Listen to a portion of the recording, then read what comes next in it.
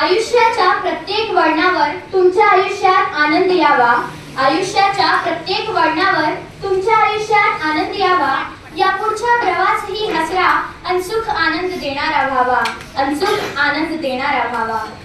आजच्या कार्यक्रमाचे निरोपमूर्ती माननीय रफिक सर, प्रमुख पाहुणे, गुरुजन वर्ग, सर्व मान्यवर आणि सणामुळे स्वतःचे जीवन घडल्याने कृतज्ञतेच्या भावनेने या निरोप समारंभाचे गौरव सोहळ्यास उपस्थित आपण सर्वांचे मी स्वागत करते.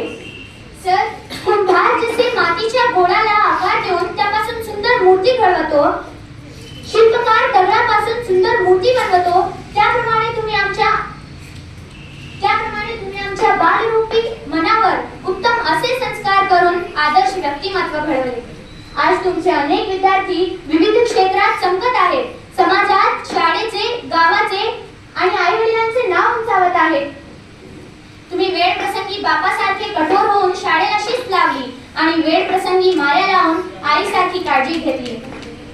एखाद्या वाळवंटात पाण्याचा झरा निर्माण व्हावा त्याप्रमाणे तुम्ही या शाळेच्या छोट्या वृक्षांचे वटवृक्षात रूपांतर केले आहे.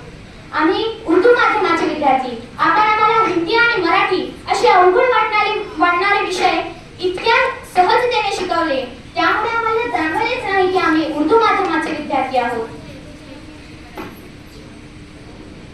कळत न कळत आमची काही चूक झाली असेल तर आम्हाला माफ करा. तुमची प्रेरणा कार्य आम्हाला नवीन बळ देत राहील. सर, आज तुम्ही निवृत्त जरी झालात तरी तुम्हाला प्रतिभेचे पंख फुटतील ही आशा करते आणि तुमचे पुढील जीवन सुखी, आनंदी आणि आरोग्यदायी ठरो हीच प्रार्थना. शब्दांनाही कोळं पडावं,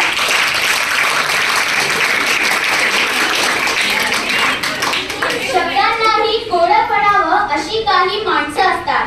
शब्दांना